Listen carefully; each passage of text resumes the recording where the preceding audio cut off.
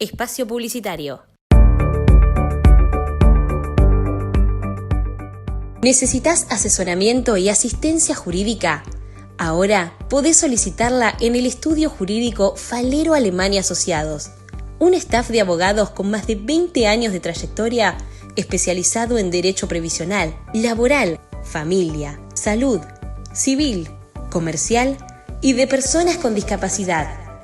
Encontrá asesoramiento por discapacidad, amparos, jubilaciones, pensiones, determinación de capacidad, despidos, sucesiones y mucho más. Contactate. Si estás en provincia o ciudad de Buenos Aires, envía un correo a marcelafalero@gmail.com. Solicita un turno y hacé tu consulta sin cargo con un equipo de profesionales responsables y con trayectoria para quienes tus derechos son su compromiso fundamental. Programa radial Sintonía de Inclusión, periódico digital de Izcalupa. Fin de espacio publicitario. Programa radial Sintonía de Inclusión, Derecho y Legislación. Un balance sobre el acceso a los derechos y a la salud de las personas con discapacidad desde el Observatorio Nacional. Columnista Emanuel Gro. Interpretación en lengua de señas argentina, Mónica Rodríguez. ¿Sabes cuáles son tus derechos? Que los conozcas es nuestro compromiso. Sintonía de Inclusión.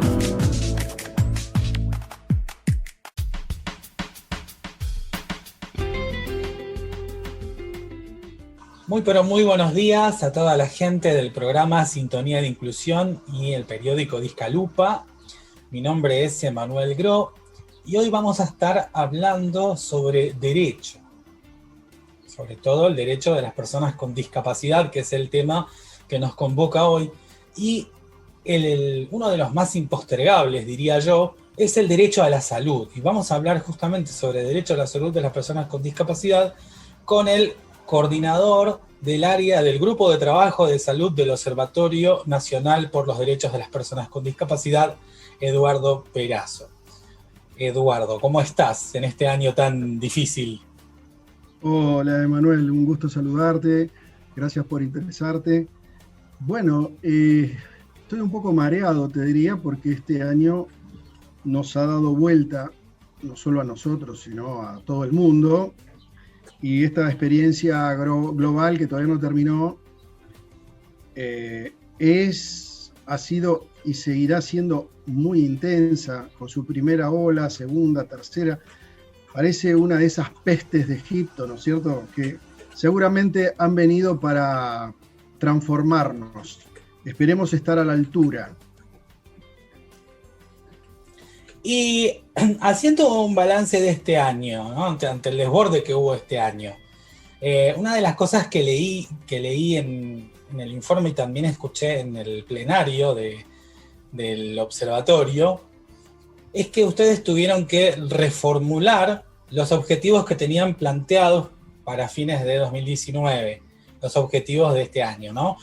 ¿Cuáles fueron los nuevos objetivos que se trazaron a raíz de la pandemia y cuál fue el grado de cumplimiento de estos objetivos?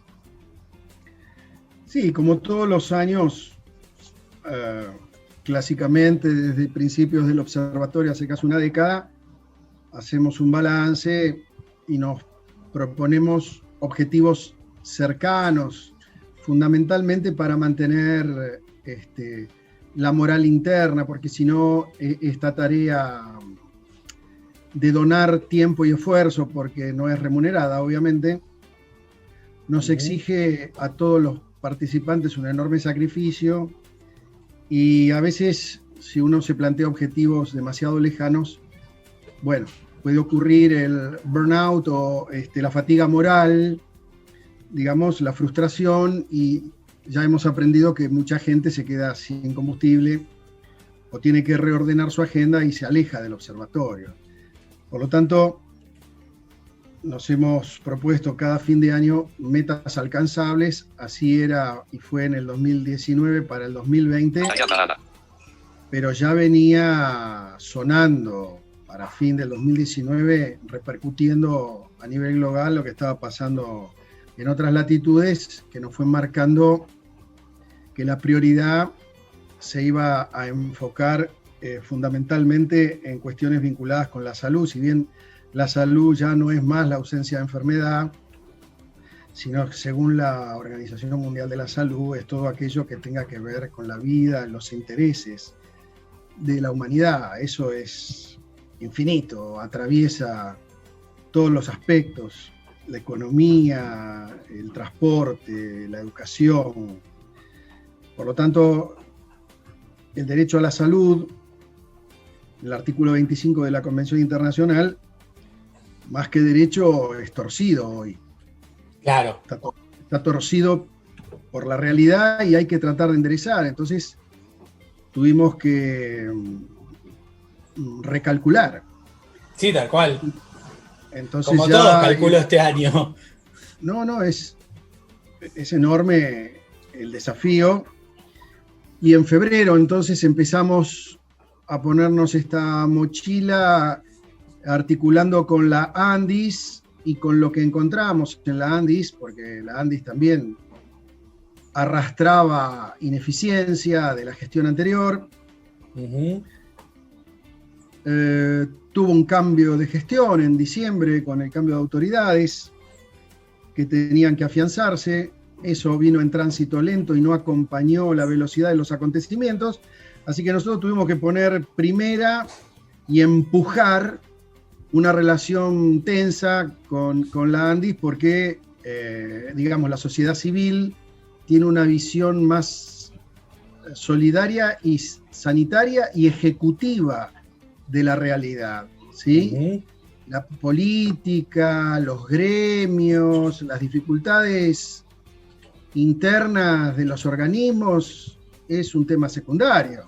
Claro. Acá hay que resolverle los problemas a la gente y los problemas empezaban a multiplicarse y ya sabíamos, con la debida anticipación, por estar en el Cono Sur, lo que estaba pasando en el norte y que iba a bajar y que iba a venir para acá y iba a impactar en determinadas minorías más que en otras.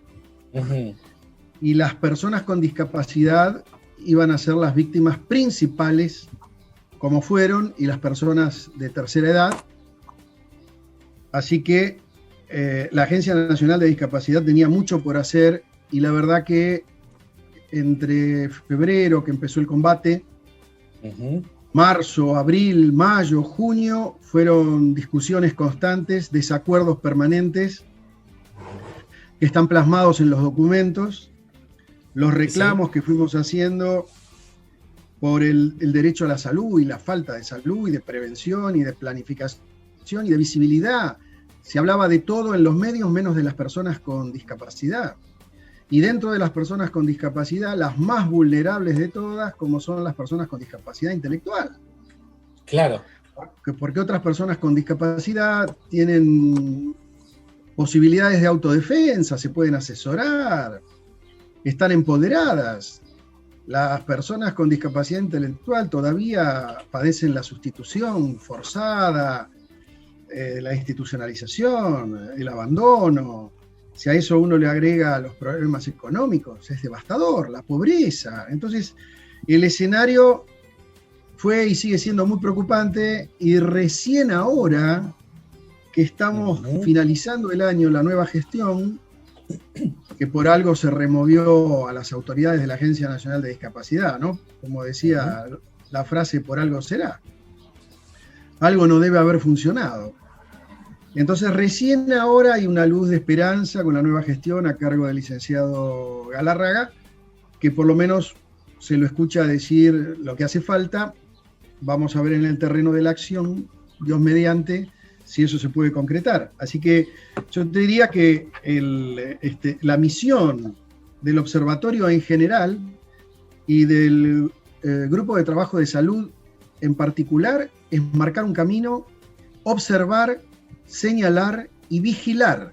Y es una tarea que en nuestra sociedad genera cierta rispidez, porque la sinceridad a veces no es bien recibida, y ante la falta de autocrítica de las diversas gestiones y de los funcionarios, con la miopía, ¿no es cierto? Claro. O la soberbia, a veces, o la baja calidad, la falta de capacitación, la improvisación, te va llevando al fracaso. En un país como el nuestro, tan deportivo, tan futbolero, yo te diría que miremos el score. Si vamos ganando, vamos bien, y si vamos perdiendo, algo no estamos haciendo bien. Entonces, venimos perdiendo en salud, venimos perdiendo. Ajá. Pero en líneas generales, para resumir entonces, los objetivos de este año hay una pequeña posibilidad de que se cumplan, pero no cumplieron, digamos, no se cumplió con las expectativas que tenían desde el principio. No, de ninguna manera. No solamente venimos haciendo reclamos que se hicieron a la gestión anterior en la cumbre global, que fue en el 2019, con Gabriela Michetti, persona con discapacidad, que bautizó el Plan Nacional por primera vez. Y si vos te fijás por los resultados, fue desastrosa la gestión en discapacidad del gobierno anterior. Y eso se fue cuestionado en la cumbre global el año pasado en Tecnópolis. Entonces, la expectativa de cambio con la nueva gestión fue alta, pero lamentablemente las autoridades que se eligieron en la Agencia Nacional en octubre del año pasado fueron elegidas con otro propósito, porque no estaba el marco de la pandemia. Entonces, fue elegido un abogado con trayectoria, con prestigio familiar, con una hija con síndrome de Down, realmente inmejorable. Sí. Pero cuando estalló la pandemia, tendría que haberse rodeado de profesionales o tendría que haber dado un paso al costado y que hubiera asumido un sanitarista. Pero bueno, eso no sucedió. ¿Cómo, otra pregunta acerca de esto? ¿Cómo venís respecto del acompañamiento de las personas con discapacidad en este contexto de pandemia? ¿Cómo observan, cómo fueron siguiendo la respuesta del Estado? Y ustedes, ¿qué políticas o qué propuestas se habían acercado para desde ustedes acompañar a estas personas? Bueno, voy a tratar de sintetizar porque es un poco denso, ¿no? Pero nosotros hicimos una propuesta de puesta en marcha de una mesa de apoyo en la ANDIS. Para asesoramiento con un 0800 y poder contener a la gente. La ANDIS respondió con un WhatsApp que contestaban de lunes a viernes en horario administrativo, como si la salud pudiera esperar, ¿cierto? Sí. Después pedimos una mesa de apoyo para la contención de los hogares que atendían a personas con discapacidad. Eso fue resistido y recién se materializó 5 meses transitada la cuarentena. Ahí sí, la agencia armó un equipo interdisciplinario que empezaron a contener los hogares para personas con discapacidad que brindaban servicios esenciales, porque la mayoría de las prestaciones suspendieron la atención presencial y pasaron a atención remota, una especie de delivery de apoyo. En cambio, los hogares seguían con su población, es la más vulnerable, la que no tiene contención familiar. Y se tuvieron que transformar en organizaciones de atención a COVID positivo, y eso es absolutamente inesperado. Recién en agosto de este año, o sea, hace 4 meses, de los 9 de la pandemia, casi un embarazo, los últimos 4 meses apareció un equipo interdisciplinario con la doctora Gabriela Dueñas por parte de la ANDIS, que empezó a asesorar y a contener a instituciones y a brindar apoyo. Después también estuvimos defendiendo las prestaciones del sistema único con poco resultado. Esos servicios son pilar de acceso a la salud para el colectivo, ¿sí? Hubo demora en la definición de protocolos institucionales que no aparecían en tiempo y forma, groseros atrasos en los pagos de las prestaciones por parte de las obras sociales que cobraban el Fondo de Integración de la Superintendencia de Servicios de Salud y retenían indebidamente los fondos. El propio programa de la Agencia Nacional de Incluir Salud, que tenía unos atrasos pavorosos, y la severa desactualización de los aranceles arrastrados por el gobierno anterior. Por suerte, los ex-profe, los del programa Incluir Salud, empezaron a achicar la deuda. El PAMI que administra, es responsable por las PNC, pero es coadministrada por la Agencia Nacional, también achicó esa deuda, ¿sí?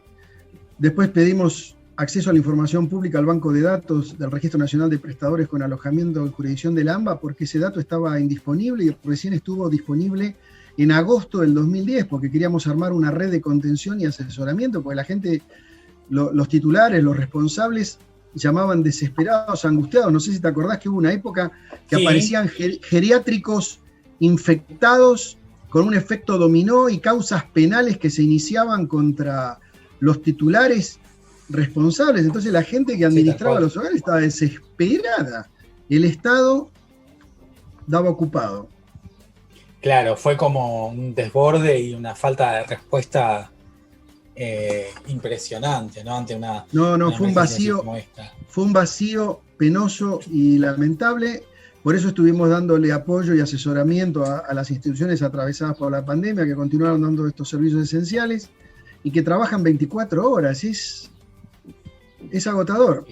Estuvimos trabajando con el observatorio para cumplir los principios de París, entonces se generaron consultas federales para tener insumo institucional respecto a cuáles eran las expectativas de la gente para modificar en un proyecto de ley el observatorio el año que viene.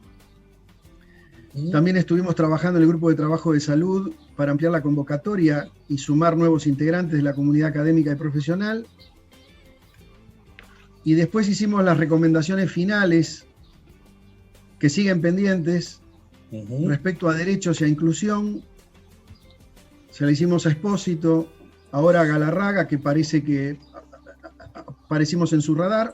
Bueno, hablando de eso, yo escuché en el plenario también, además de tu discurso, escuché el discurso del director de la ANDI, de Fernando Galarraga, ¿no? Y en una parte dice, señala que los estados le habían dado la espalda a las organizaciones y a las personas con discapacidad de manera significativa. Sin embargo, habla de su gestión y que ellos vienen a darse vuelta y a mirarlos de frente. Y que el Estado, en ese sentido, está haciendo, o como que se está cambiando el Estado en ese sentido. ¿Esto es así? ¿Vos lo notás? No es así. El que está cambiando es Galarraga. Galarraga tiene todas las cualidades, es dirigente gremial, conoce lo que es la construcción colectiva, es representante de la CTA, es una persona ciega, está en el lugar indicado en el momento indicado. Entonces, la apuesta es por Galarraga, no es por el Estado, porque el Estado sigue siendo el mismo antes de que llegara Galarraga y no funcionó, no respondió. El PAMI sigue siendo el mismo, la superintendencia, el Ministerio de Salud. Si vos te pones a ver los jugadores del equipo, sí, y digamos que Fernando va a tener que ser Hércules, se va a tener que poner al hombro la discapacidad apoyado por la sociedad civil y vamos a tener que empujar muchos muebles, porque no te olvides que hay gente colonizada que dice algo pero hace otra cosa. Nosotros tenemos que ver las acciones, no lo que dice, porque claro, los jugadores en el reportaje, los dirigentes en el vestuario, en la tele, somos opinadores seriales, tenemos infinidad de propuestas, ahora ponete los botines y empezá a jugar. Y hay gente que se queda y que no arma, y que no corre, y que no transpira la camiseta. Y después te dice, pero yo jugué 2 tiempos de 90 minutos, estuve corriendo todo pero no sirve, vos tenés que ganar, tenés que jugar en equipo. Claro, entonces, tal cual. Si Galarraga arma equipo, Galarraga gana y gana la discapacidad. Si no, perdemos todos y todas. Así que la apuesta es personalizada. Por más que Fernando diga que viene, que el gobierno, que lo eligieron, él es un apto, él está apto. Ahora, en un equipo, vos lo traes a Messi, del Barcelona, goleador infernal, lo ponías en la selección y ni pito ni flauta, por el que el resto no jugaba a la altura. En resumen, digamos, Galarraga tendría que ser Maradona. No, Messi, porque Maradona no terminó bien. Galarraga puede ser Messi, pero si no tiene equipo, no va a ganar. Se tiene que rodear de gente competente, Claro. que tenga la camiseta y empujar al ministerio, empujar en economía, empujar en la superintendencia, empujar en el PAMI, en jefatura de gabinete, en Secretaría General de la Presidencia. Si él hace todo eso, se lleva la estrella. Si no, vamos a seguir, viste que la selección argentina tiene 2 campeonatos, tiene 2 estrellas. Claro, sí. nada más. Y jugó ¿cuántos campeonatos mundiales? No me digas que no transpiraron, pero el No, sí, resultado, sí, seguro. salir Era- tercero, si vos salís tercero, no existís. Entonces, en discapacidad, o sea, estamos saliendo cuartos, quintos, penúltimo. Entonces, Galarraga sabe lo que tiene que hacer. Hay que ver Sí. si está dispuesto y hay que ver si elige bien. Tiene que elegir bien. Si él elige bien, le va a ir bien. La tarea hoy, la ropa para planchar que tiene, según el criterio del grupo de trabajo de salud y de otros grupos de trabajo, Sí. es apertura, apertura y participación. Por ejemplo, en el directorio del Sistema Único, ¿sí? Sí. Hay protagonistas vitales que han sido históricamente excluidos, como son los legítimos usuarios de los servicios. No hay Claro. una silla para ellos. ¿Dónde están los usuarios? Y hay Claro, prestadores fundamentales que no están en el directorio. Por ejemplo, los transportistas, los profesionales. No hay representantes de los sindicatos. Hay educación en el Sistema Único. ¿Dónde están los representantes de educación? Hay salud. ¿Dónde están los representantes de sanidad? Hay organizaciones sin fines de lucro. ¿Dónde están los representantes de UTEDIC? Entonces, la mesa del directorio del Sistema Único hay que abrirla. El comité asesor, ¿sí? Tiene que abrirse, mejorar, renovar sus componentes, tener reuniones abiertas, tener acceso a la información de los asuntos vitales tratados y a resolver. ¿Dónde están las actas? Para que todos y todas sepamos qué se discute. Es el Congreso de la Discapacidad, la agencia, la ANDIS. Entonces se tiene que abrir el COFEDIS. En el COFEDIS hay una desigualdad abrumadora. Por cada ONG Sí. hay 5 organizaciones gubernamentales. Quiere decir que el partido, la cancha está inclinada.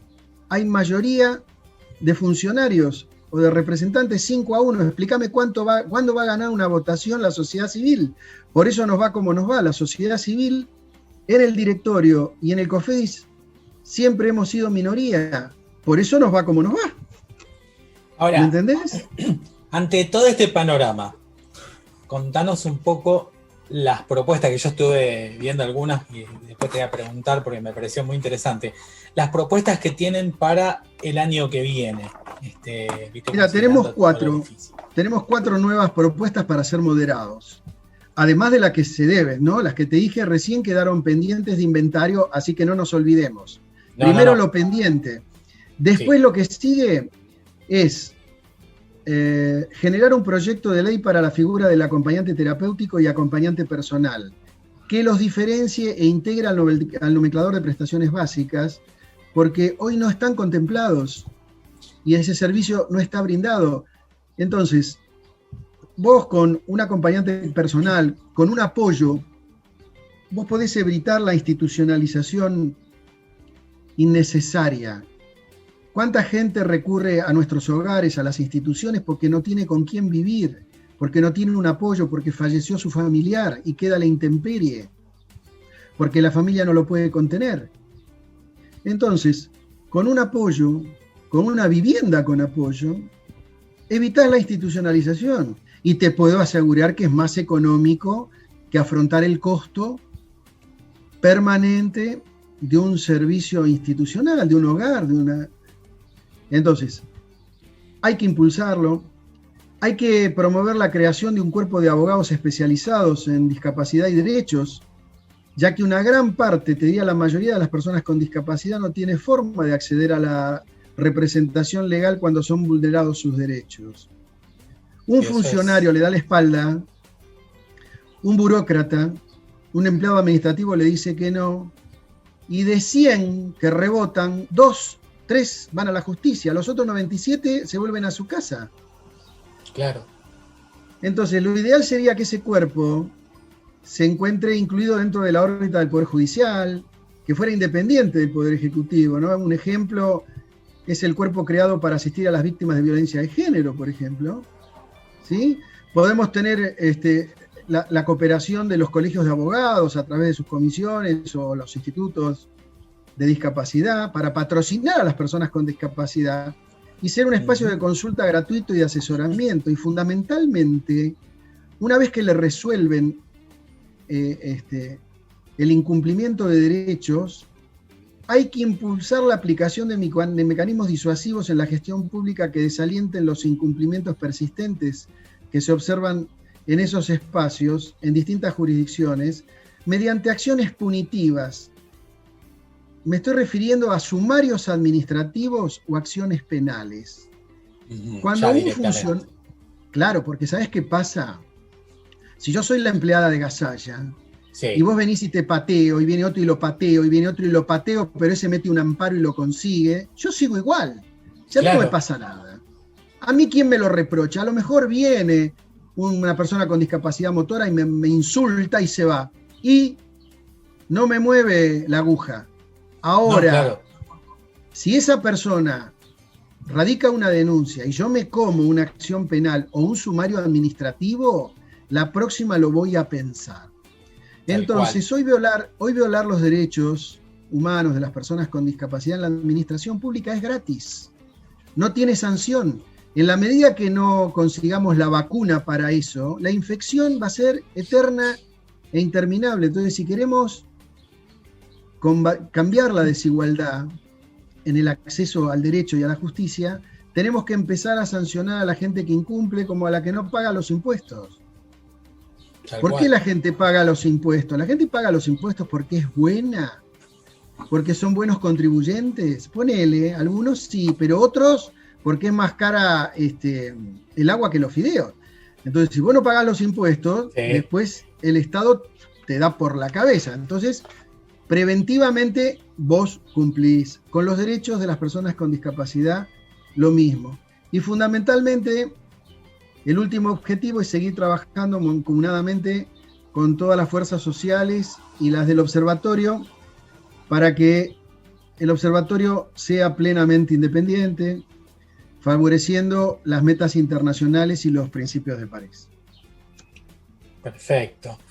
¿Sentís que el gobierno anterior muchas veces se lo criticaba porque se decía que tenía un grado de insensibilidad social?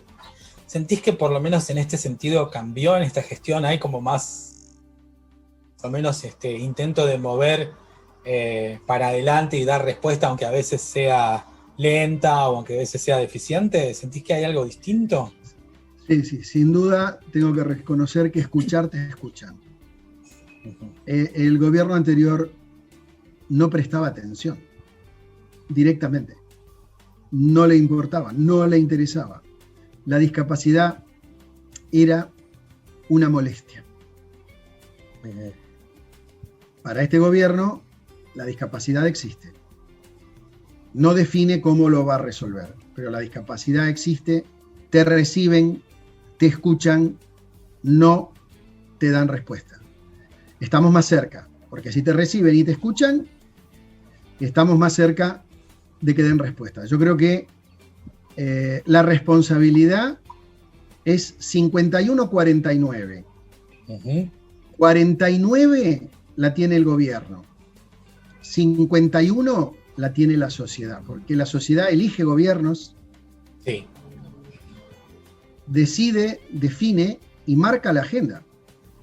Entonces, si discapacidad no está en la agenda, ¿es responsabilidad solo del gobierno? Y no, la verdad que no. ¿Y dónde?